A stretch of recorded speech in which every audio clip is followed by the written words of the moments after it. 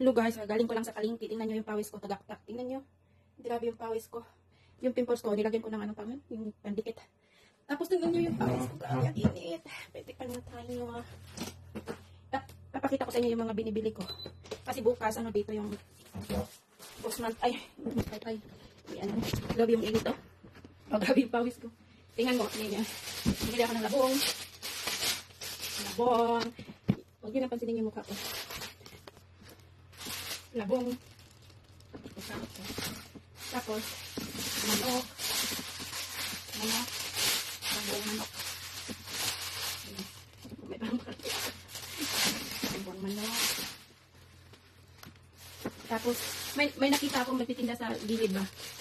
Gusto ko sana ubusin yung paninda niya. Tag-20 lang kasi ito eh. Tingnan yung pera ko is 40 na lang. Pero ito lang binili ko. Iuwi niya yan. Pang-ulam niya. Tapos isda. Tapos kaling baboy. Yan, kaling baboy. Baboy.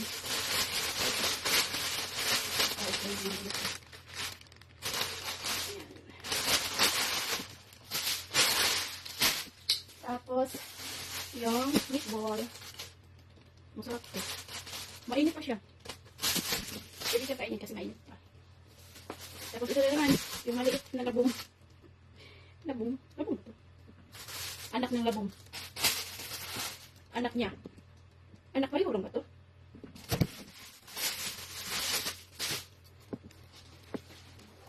Tapos Yakult, sa kanila to. Hindi naman umiinom yan.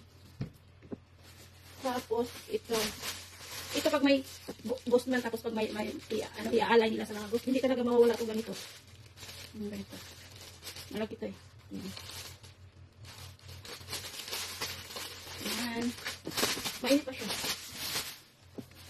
Tapos mag-alagay ka ng ganito bukas. Ano bang, magpakulo ka lang ng tubig. Nalagyan mo ng ganito. Kulo ang ganito. Nadiform na siya. Nalata.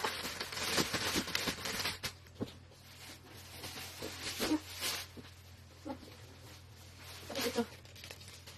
Lagyan lang ito ng slice-slice. Para siyang pudding. Slice-slice siya. Tapos ito. Pudding. Pudding. Yun lang. Wash.